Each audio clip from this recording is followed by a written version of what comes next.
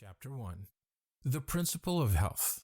In the personal application of science of being well, as in the science of getting rich, certain fundamental truths must be known in the beginning, and accept without question.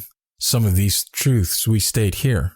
The perfectly natural performance of function constitutes health, and the perfectly natural performance of function results from the natural action of the principle of life. There is a principle of life in the universe. It is the one living substance from which all things are made. This living substance permeates, penetrates, and fills the interspaces of the universe. It is in and through all things like a very refined and diffusible ether. All life comes from it.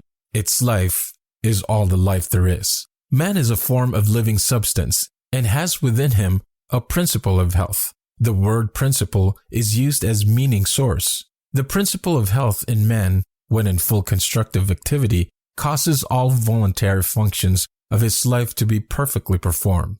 It is the principle of health in man which really works all healing, no matter what system or remedy is employed, and the principle of health is brought into constructive activity by thinking in a certain way. I proceed now to prove this last statement. We all know that cures are wrought by all the different and often opposite methods employed in various branches of the healing art. The allopath who gives a strong dose of counter-poison cures his patient, and the homeopath who gives a diminutive dose of the poison most similar to that of the disease also cures it.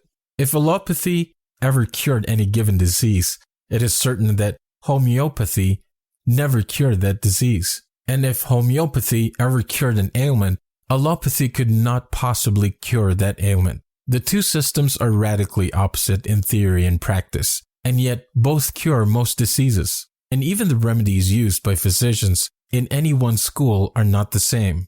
Go with a case of indigestion to half a dozen doctors and compare their prescriptions. It is more than likely that none of the ingredients of any one of them will be in the others. Must we not conclude that their patients are healed by a principle of health within themselves, and not by something in varying remedies? Not only this, but we find the same ailments cured by the osteopath with manipulations of the spine, by the faith healer with prayer, by the food scientist with bills of fare, by the Christian scientist with a formulated creed statement, by the mental scientist with affirmation, and by the hygienist with different plans of living.